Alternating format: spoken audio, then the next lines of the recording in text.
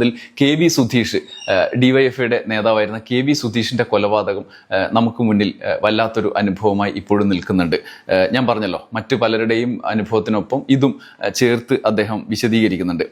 ഈ സാഹചര്യത്തെ അദ്ദേഹം കുറിക്കുന്നതിൻ്റെ ഒരു ഭാഗം ഞാൻ വായിക്കാം. ഒരിക്കലും തന്നെ തേടി രാഷ്ട്രീയ എതിരാളികൾ എത്തുമെന്ന് ആ വിദ്യാർത്ഥി നേതാവ് നനച്ചിരുന്നില്ല. മാത്രവുമല്ല, വീടുകൾക്കുള്ളിലേക്ക് അക്കാലത്ത് കൊലക്കത്തി എത്തിയിരുന്നുമില്ല. മാതാപിതാക്കളോടൊപ്പം കിടന്നുറങ്ങിയ ആ ചെറുപ്പക്കാരനെ വീടിൻ്റെ വാതിൽ തകർത്ത് മാതാപിതാക്കളുടെ മുന്നിൽ വെച്ചാണ് വെട്ടി നുറുക്കിയത്. 4 പാളികളുള്ള വാതിലുള്ള ചെറിയ വീടായിരുന്നു അത്. വാതിൽ ചവിട്ടി തുറക്കുന്ന ബഹളം കേട്ട് തൊട്ടടുത്തുള്ള ഒരു കുടുംബം ഓടിയെത്തി. അക്കൂട്ടത്തിൽ ഒരു 14-കാരനും ഉണ്ടായിരുന്നു. ആ 14-കാരനും ആ ക്രൂരകൃത്യത്തിന് സാക്ഷിയായി. അവൻ വളർന്ന് ഇന്നൊരു അധ്യാപകനാണ്. അദ്ദേഹം വലിയൊരു സംവിധായകൻ കൂടിയാണ്. അത് ടി ദീപേഷ് എന്ന് പറഞ്ഞ സംവിധായകനാണ്. അന്നത്തെ ആ 14-കാരൻ ബാബുവേട്ടൻ എന്നാണ് യുവ വിദ്യാർത്ഥി നേതാവിനെ വിളിച്ചിരുന്നത്, കെ.വി. സുധീഷിനെ.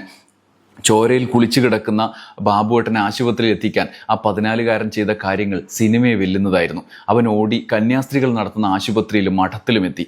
ആംബുലൻസ് ഉണ്ട്, ഡ്രൈവറില്ല.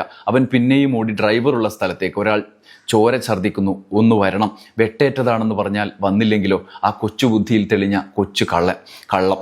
ഡ്രൈവർ വന്നു, ആംബുലൻസ് എത്തി. വിദ്യാർത്ഥി നേതാവിൻ്റെ കൊച്ചു വീടിൻ്റെ മുറികൾക്ക് വാതിലുകളില്ല, കർട്ടനായിരുന്നു പല മുറികളുടെയും വാതിൽ. ആ 14-കാരൻ ഒരു മുറിയുടെ കർട്ടൻ വലിച്ചു കീറിയെടുത്തു. മറ്റൊരു അയൽവാസിയുടെ സഹായത്തോടെ ചോരയിൽ കുളിച്ചു കിടക്കുന്ന വിദ്യാർത്ഥി നേതാവിനെ വാരിയിട്ടു. ഇതിനിടയിൽ സഹായിയായി കൂടിയ അയൽവാസി ബോധമറ്റു വീണു.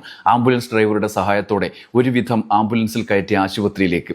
യാത്രയിലുടനീളം ആ 14-കാരൻ്റെ കാലിനടിയിലൂടെ ആംബുലൻസിൽ നിന്നും ചോര റോഡിലേക്ക് ഒഴുകി. 37 കഷ്ണമായ ആ ചെറുപ്പക്കാരൻ അക്രമത്തിൻ്റെ ആദ്യത്തെ ഒരു മിനിറ്റിനുള്ളിൽ തന്നെ മരണപ്പെട്ടതായി പോസ്റ്റ്മോർട്ടം റിപ്പോർട്ട് സാക്ഷ്യപ്പെടുത്തുന്നു. താടി വെച്ച് തോളത്ത് ഷാൾ ധരിച്ച ആ വിദ്യാർത്ഥി നേതാവിൻ്റെ ചിത്രം ഇന്നും മനസ്സിലുണ്ട്. മായാതെ എന്ന് പറഞ്ഞ് അദ്ദേഹം മറ്റ് വിശദാംശങ്ങൾ ഓരോന്നായി അതിനുശേഷം നടന്ന സംഭവങ്ങൾ കൂടി എഴുതുന്നുണ്ട്.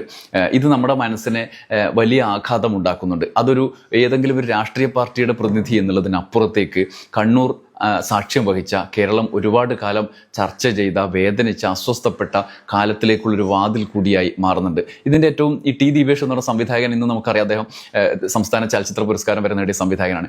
അദ്ദേഹത്തിൻ്റെ അനുഭവം, അന്ന് അദ്ദേഹം ഒരു 14 വയസ്സുള്ള കുട്ടിയാണ്. ഇത്തരം കാര്യങ്ങൾ നേരിട്ട് അനുഭവിക്കുമ്പോൾ ഉണ്ടാകുന്ന രാഷ്ട്രീയ പാർട്ടി പക്ഷപാതിത്വത്തിനപ്പുറത്ത് കൂടെ നിൽക്കുന്ന ആളുകൾക്കുണ്ടാകുന്ന അനുഭവം വേറെയാണ്. അത് കണ്ട ആളുകൾ പിന്നീട് എങ്ങനെ ജീവിതത്തെ അഭിമുഖീകരിച്ചു. ചിലരൊക്കെ ആത്മഹത്യ ചെയ്തിട്ടുണ്ട് ഇതിൻ്റെ സംഘർഷം, നേരിട്ട് കണ്ടതിൻ്റെ സംഘർഷത്തെ അതിജീവിക്കാൻ കഴിയാതെ. അങ്ങനെ ഒരു കാലത്തിലൂടെ ഒന്നുകൂടി കടന്നു പോകുന്നു എന്നുള്ളത് ഈ പുസ്തകത്തിലൂടെ നവാസ് മേത്തർ നിർവഹിക്കുന്ന ഒരു സാമൂഹ്യ പ്രതിബദ്ധതയോടുള്ള ഒരു ധർമ്മം കൂടിയാണ്. ഒരു എഴുത്തുകാരൻ എന്നുള്ളതിനപ്പുറത്തേക്ക് അദ്ദേഹത്തിന് മാധ്യമപ്രവർത്തകൻ്റെ ദൗത്യം കൂടി അദ്ദേഹം നിർവഹിക്കുന്നത് ഇത്തരമൊരു ലക്ഷ്യം കൂടി ഉണ്ടാകുമ്പോഴാണ് എന്ന് പ്രത്യേകം നമ്മൾ ഓർക്കണം.